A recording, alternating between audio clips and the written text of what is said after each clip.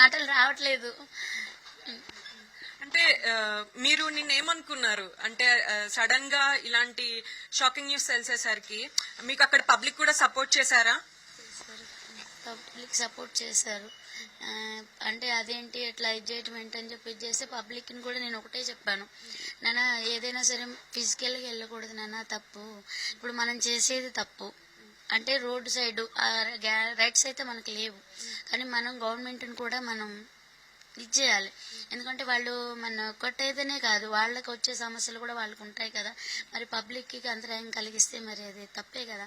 కానీ అది పబ్లిక్కి కూడా నేను అదే చెప్తున్నా, మీరు వచ్చిన దానివల్ల ఇంకొకళ్ళు సఫర్ అవ్వకూడదు, పబ్లిక్కి అంతరాయం కలగకూడదని చెప్తాను ఎవరికైనా సరే.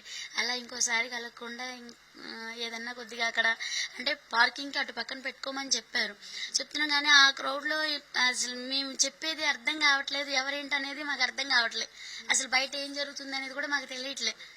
అది ఇది ఇట్లా ఇదయ్యేటప్పటికి అది అంటే గతంలో ఇలాగ జరగడం మీకు ఎప్పుడైనా ఎదురైందా? అంటే ట్రాఫిక్ పోలీసులు వచ్చి కొంచెం మీ స్టాల్ ఆపండి, ట్రాఫిక్ ఇబ్బంది అవుతుంది అని చెప్పారు ఎప్పుడన్నా? చెప్పలేదు అసలు. ఇప్పుడు ఈ 1 year నుంచి అయితే ఎక్కడా లేదు. 1 year నుంచి అయితే 1 year బ్యాక్ మాత్రం ఇదే ట్రాఫిక్ గురించి అప్పుడు అన్ని స్టాల్స్ తీసేయడం జరిగింది. అప్పుడున్న ఇది కూడా ప్రభుత్వం కూడా మాకు సాయం చేశారు. అట్లా ఇలాంటి ప్రభుత్వాలు ఉంటే ఎప్పుడు మా లాంటి వాళ్ళం ఎప్పుడు బతుకుతూనే ఉంటాం. అది అంటే మీ ఫుడ్ తినలేము అని బాధపడి వెళ్లిపోయిన వాళ్ళు కూడా ఉన్నారు.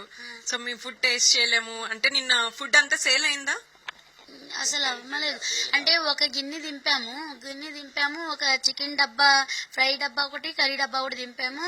ఈ లోపల బాబుని కొట్టి తీసుకెళ్లిపోయారు. తీసుకెళ్లిపోయేటప్పటికి బాధ అనిపించింది, అది తెలియదు నాకు. మా వారు అప్పుడే కొంచెం ఎమోషనల్ అయ్యారు, కొద్దిగా బాబుని అలా కొట్టి